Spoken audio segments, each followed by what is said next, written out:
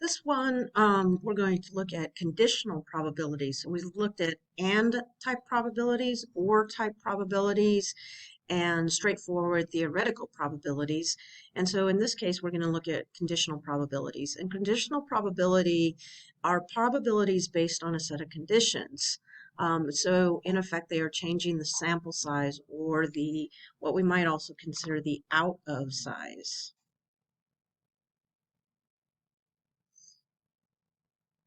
Medical conditions are very good examples of conditional probability. So, for example, my dad has high cholesterol and also had a heart attack. So the probability of me having high cholesterol and or a heart attack increases because now we're just talking about the people kind of in my dad's side of the family and not all of the population of which I belong to. So, for example, this idea of having a heart attack if someone is in your family, so that out of or the denominator has reduced itself. Okay, so we are now, and when we make a denominator smaller, our overall fraction becomes larger. Now, how does this look in terms of notation? So normally we just have the probability of an event, or we have the probability that that event does not occur. We've also looked at probability of A and B. We've also looked at probability of A or B. So these are all probability notations that we've looked at. But conditional probability has this vertical line, vertical bar. That's the given that. That's the condition. So this vertical line, and so it's red. What's the probability that a person has a heart attack given that a or given the fact that a family member has had a heart attack? Okay, so let's look at just a simple example. Again, use a Venn diagram to help us out here.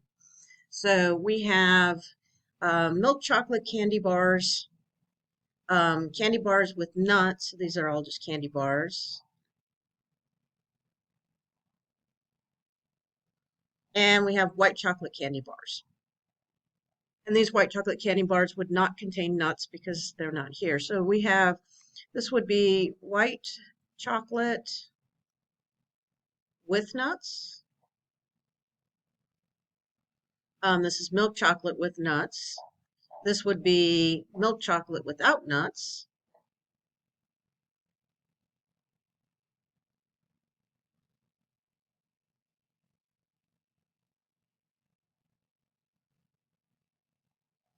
Okay, so we can kind of know how many candy bars we're dealing with. So now there's a total of 14. So 3 plus 7 is 10. 10 and 2 is 12. 12 and 2 is 14. So we have all the candy bars in our Venn diagram.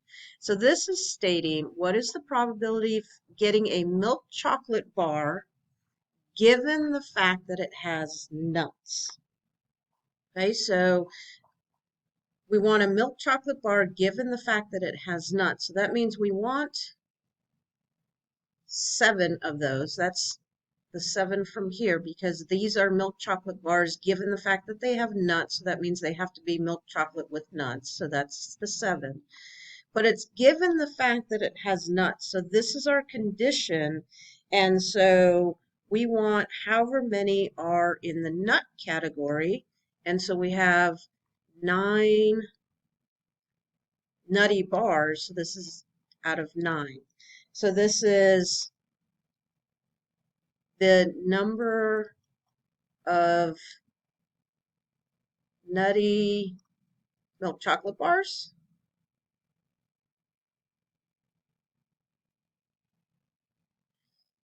out of the number of nutty bars.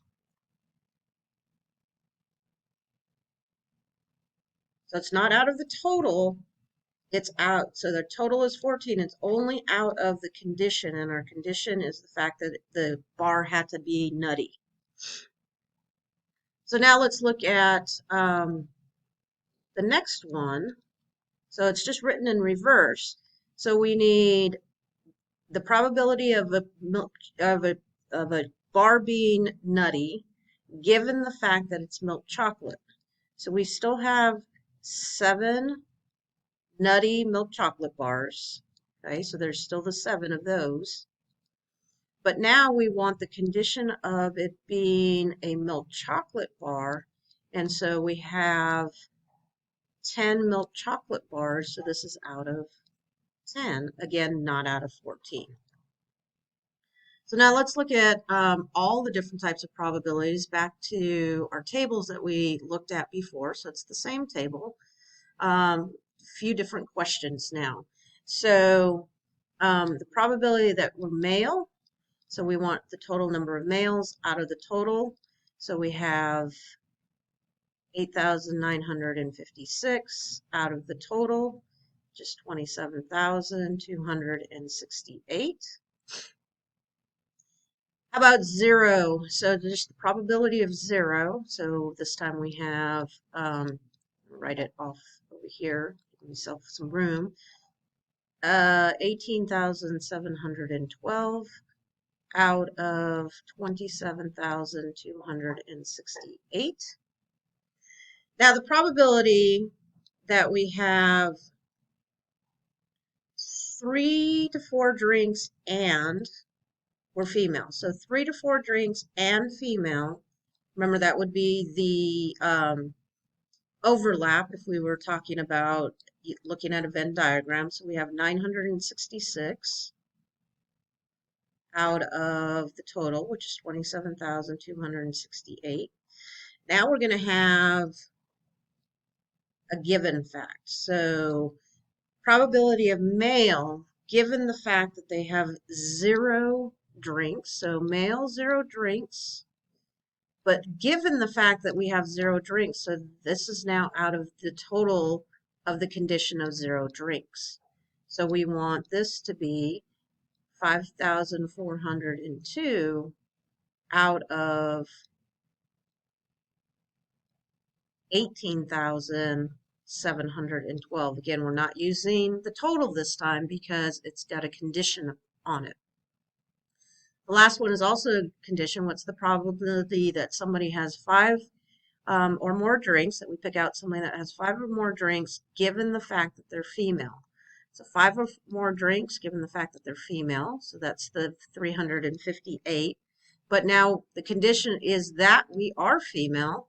And so that's 18,312. So we're just picking out of that pool of people.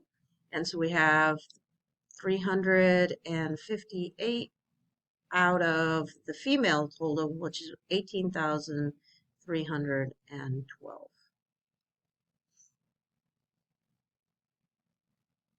A few more. So conditional probability. First one here, let's see. Ambidextrous, given the fact that they are an architect. So an architect and ambidextrous is 7. Given the fact that they are an architect, so we need the total architects, which is 148. So we have 7 out of 148. Now we need a left-handed dentist. So this left-handed dentist is an and statement, so that's that overlap. So the left-handed dentist, or I'm sorry, left-handed orthopedic surgeon. I'm reading the bottom line, left-handed orthopedic surgeon. So an orthopedic surgeon, left-handed, is 5 out of the total, because there's no condition on this one. So this is 5 out of 635. Here we have a dentist or somebody that's right-handed. So a dentist or somebody that's right-handed. So we need all the dentists. We need all the dentists. We need all the right-handed people, but we need to subtract out the fact that we overcounted or double counted the 116. So we have 132. That's how many dentists we have. Oops. 132 plus all the right-handed people, which we have 536. We got to subtract out the overcount, which is 116.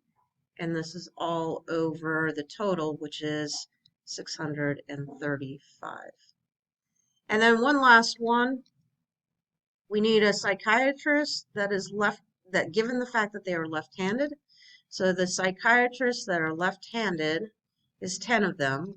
The condition, because again, it's given the fact, the condition is that we're left-handed. So that's 67.